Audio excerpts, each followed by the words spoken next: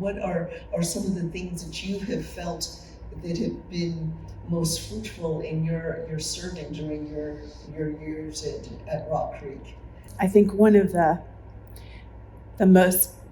fondest memories that I have are seeing children who we had taught in Sunday school and watched grow up, be baptized, and those were just such touching moments, and there isn't anything better than that. Well, really. we had the founding pastor came and asked us to run Christian education, and because the couple that were running it had run it for a year, and they said, "That's enough." And Let me out. they came, and I said, "I'm starting a new job, and we're gonna go. Can you wait a month to see how the new job goes? Because I've got so much going on." And he waited a month and didn't ask anybody else. And he came back to us and said, "Can you step in and do this?" And ironically, that helped precipitate. I'm not a joiner.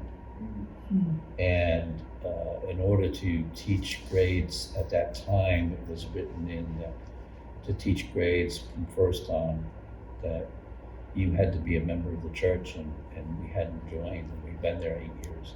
Oh, gosh. And we joined the church, and we took over Christian Ed, and we ran it for 13 years, and we taught before that, and we taught long after that.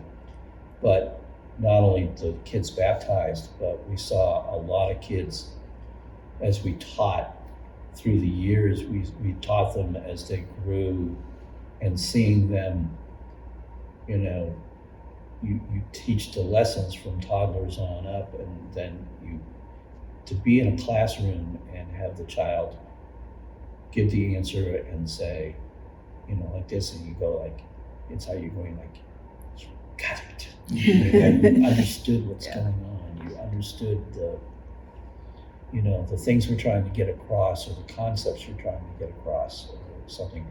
That was very, very gratifying. And so we were identified with the children. I was always identified more with children than adults. Tell us about the little girl that had the we ran 2 toddler classes at that particular time, so they're very young, and as in a lot of congregations, people visited at Easter.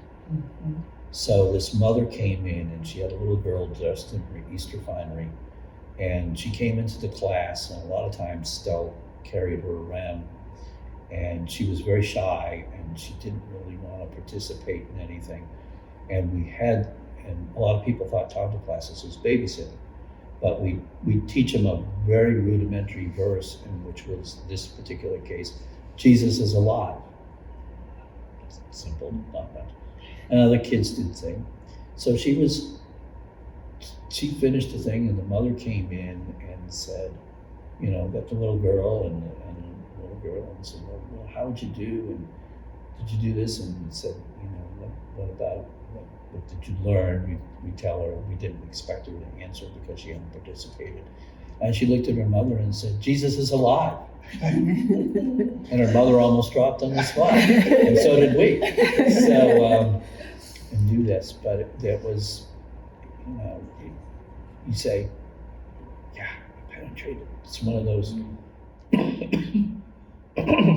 it's one of those times that you say, yes, you sow, because a lot of times teaching children in Sunday school was like sowing seeds, and you never reap the harvest, because it's later, after they've moved through. And we've seen later reaping of the harvest, but so we did a lot of sowing of seeds, but that was one of the times that we reaped the harvest immediately. Indeed. And God has a way of sometimes giving us those little nuggets every once in a while to kind of spurs. to spur you on and keep you on the road and spur you on.